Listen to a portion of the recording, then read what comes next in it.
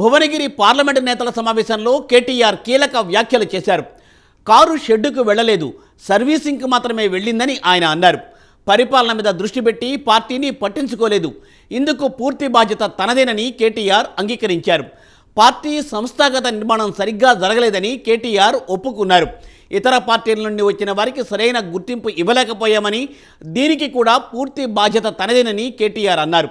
నియోజకవర్గాల్లో ఎమ్మెల్యే కేంద్రంగా పార్టీని నడపడం సరికాదని కేటీఆర్ అంగీకరించారు. కేటీఆర్ మాటల వెనక ఆంతర్యం ఏంటి?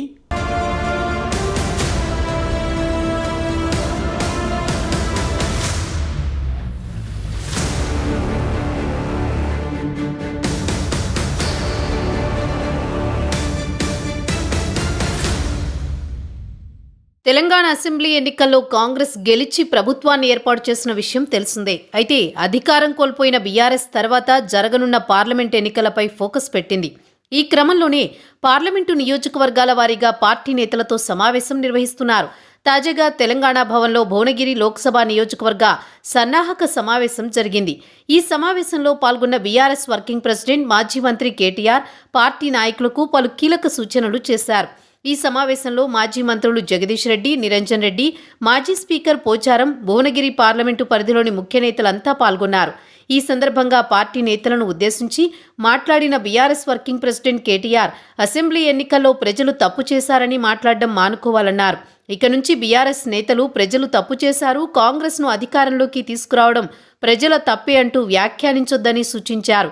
అయితే బీఆర్ఎస్ను ఎన్నికల్లో ఓడించి ప్రజలు తప్పు చేశారని పార్టీ నేతలు వివిధ సందర్భాల్లో అన్న విషయాన్ని కేటీఆర్ గుర్తు చేశారు. ఇక నుంచి ప్రజలను ఉద్దేశించి ఈ విధమైన వ్యాఖ్యలు చేయడం మానుకోవాలని కేటీఆర్ సూచించారు. తెలంగాణ ప్రత్యేక రాష్ట్రం ఏర్పడిన తర్వాత గులాబీ పార్టీని 2 పర్యాయాలు గెలిపించింది అదే ప్రజలు. ఇది గుర్తుంచుకోవాలని పార్టీ నేతలకు కేటీఆర్ చెప్పారు. ప్రజలు తమ పార్టీని పూర్తిగా తిరస్కరించలేదని చెప్పారు. కాంగ్రెస్ పార్టీకి బీఆర్ఎస్కు ఓట్ల తేడా కేవలం 1.8% మాత్రమే అన్నారు. 14 చోట్ల అతి స్వల్ప తేడాతో బీఆర్ఎస్ అభ్యర్థులు ఓడిపోయారని గుర్తు చేశారు. రాష్ట్రంలో కాంగ్రెస్ పార్టీకి ప్రత్యామ్నాయం బీఆర్ఎస్ మాత్రమే అన్నారు మాజీ మంత్రి కేటీఆర్. ఇక రాబోయే లోక్సభ ఎన్నికల్లో నాయకులంతా కలిసి పనిచేయాలని, గత ఎన్నికల్లో జరిగిన పొరపాట్లను సరిదిద్దుకుని మరోసారి గులాబీ జెండాను ఎగురవేద్దామని పార్టీ నేతలకు కేటీఆర్ పిలుపునిచ్చారు.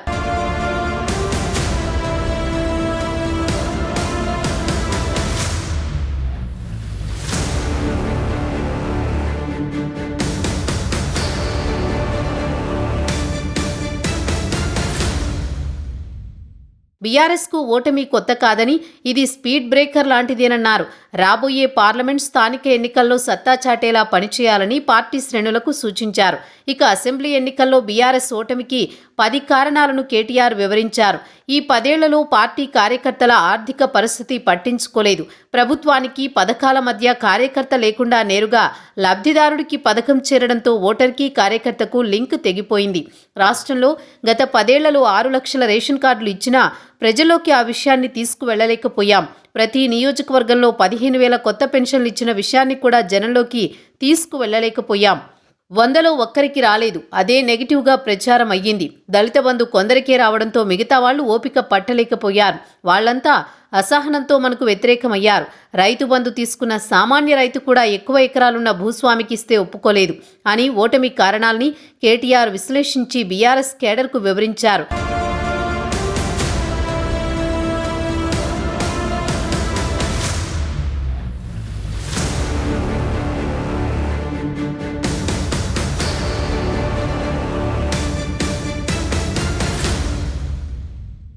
బీఆర్ఎస్ ఇటీవల ఎన్నికల్లో ఓటమి పాలు కావడానికి అనేక కారణాలున్నాయి. 10 ఏళ్లు అధికారంలో ఉండడంతో పాటు ప్రభుత్వం చేసిన తప్పులు కూడా ఉండే ఉంటాయి. దీనికి తోడు పార్టీ అధినేత ఎవరికీ అందుబాటులో ఉండకపోవడం కూడా కింది స్థాయి కేడర్లో కొంత అసహనం ఏర్పడింది.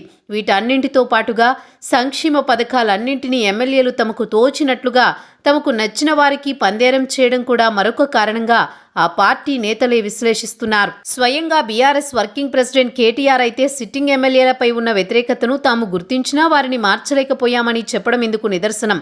టీఆర్ఎస్ అంటే తెలంగాణలో అణువణువున అందరికీ హార్ట్ టచ్ చేసేలా ఉందని, అదే బీఆర్ఎస్ పేరు మాత్రం పార్టీని దూరం చేసేలా ఉందన్న అభిప్రాయం నేతల్లో వ్యక్తమవుతోంది.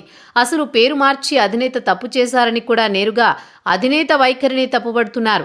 తెలంగాణ రాష్ట్రాన్ని వదిలి దేశాన్ని ఉద్ధరించడం కోసం బయలుదేరడం ఏమిటన్న కామెంట్స్ కూడా పార్టీ నేతల నుంచి వినిపిస్తున్నాయి. అంతేకాదు, అయితే అది నేరుగా కాదు, పార్టీ నేతలు కలుసుకున్నప్పుడు ప్రధానంగా పేరు అంశమే చర్చకు వస్తుంది. పేరు మార్చకుంటే మూడోసారి ముచ్చటగా గెలిచి ఉండేవారమన్న అభిప్రాయం పార్టీలో ఎక్కువ మంది వ్యక్తం చేస్తుండడం విశేషం. ఇలా అనేక రకాల కారణాలు బీఆర్ఎస్ ఓటమిలో ఉన్నాయి. అయితే ఎవరూ కూడా ఓటమిని అంగీకరించరు. కానీ కేటీఆర్ మాత్రం ఓటమి కారణాలను చెప్పడం చర్చనీయాంశంగా మారింది.